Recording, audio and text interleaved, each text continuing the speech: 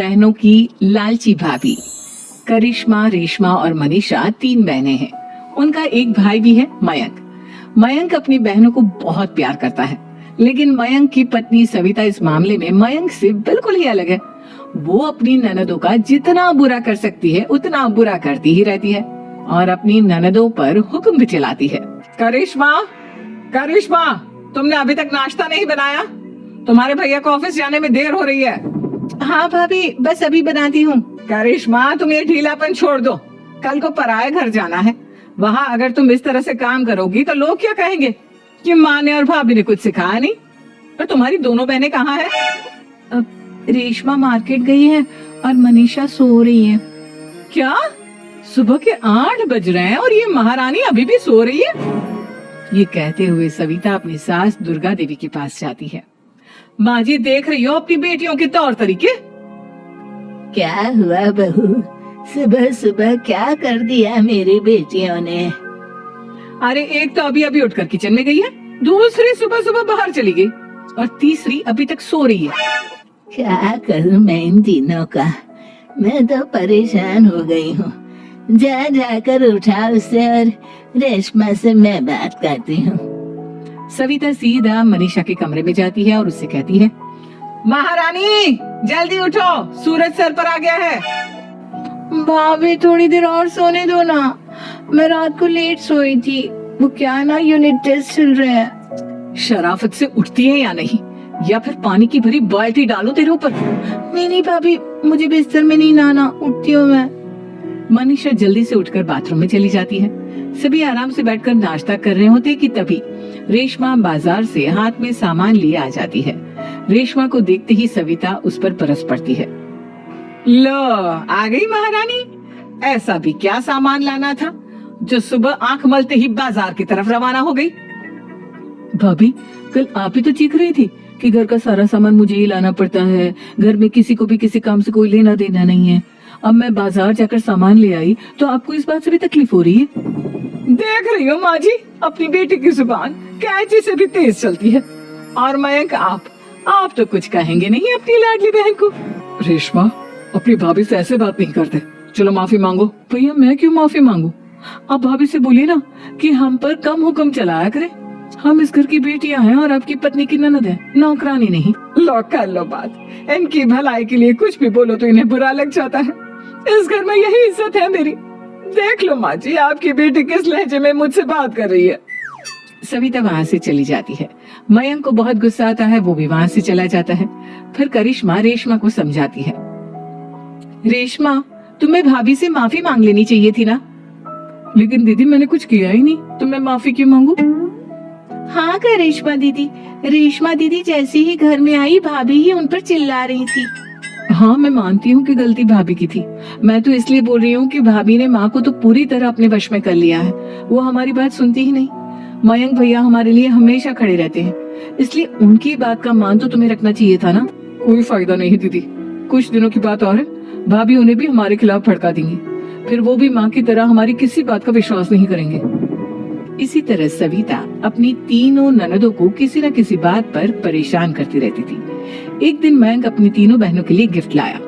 करिश्मा, ये तुम्हारे लिए हार का सेट। रेशमा, तुम्हारे लिए सुंदर सी ड्रेस। और मनीषा, तुम्हें किताबें पसंद है ना, तुम्हारे लिए किताबें लाया हूँ।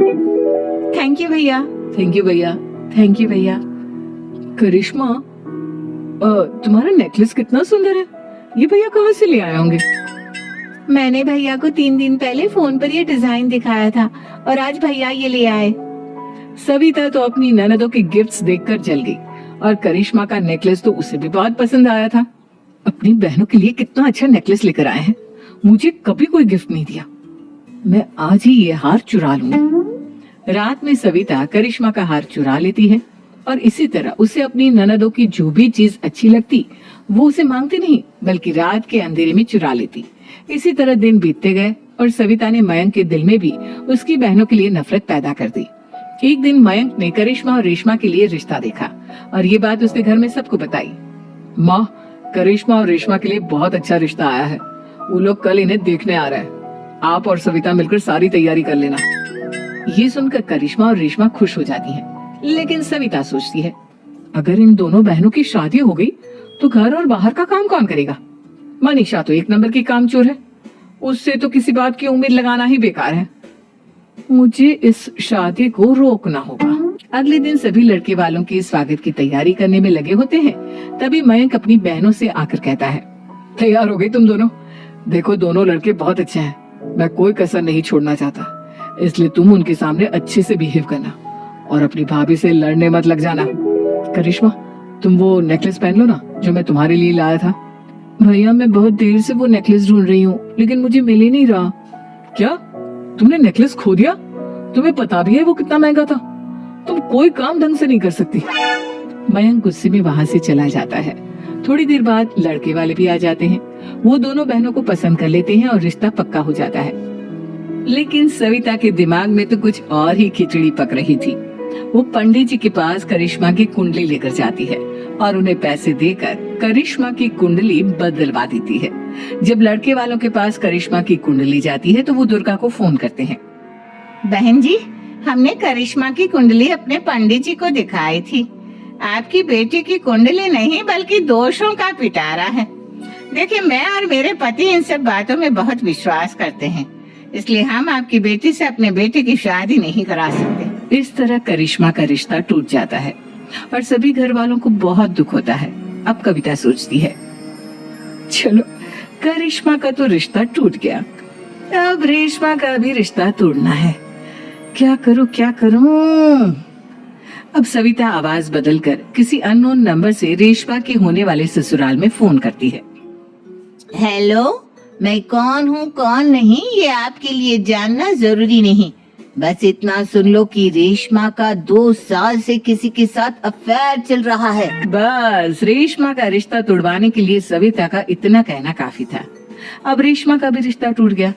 मयंक और दुर्गा देवी ने रेशमा को खूब खरी खोटी सुनाई और उससे बार बार उस लड़के के बारे में पूछने लगे। आप दोनों मुझे क्यों परेशान कर रहे हो? अरे कोई लड़का होगा मेरी लाइफ में तो मैं बताऊंगी ना, जब कोई है ही नहीं तो कहाँ से लाऊं मैं कोई लड़का? तो तेरे होने वाले ससुराल वालों को फोन किसने किया था? माँ मैं नहीं जानती किसने फोन किया था, मैं सच कह रही हूँ। मैं तो पहले ही कह रही थी इसकी लगाम खींच कर रखो, लेकिन मेरी सुनता ही कौन है? आप चुप रहिए भाभी, ये सब आपका ही किया धरा है।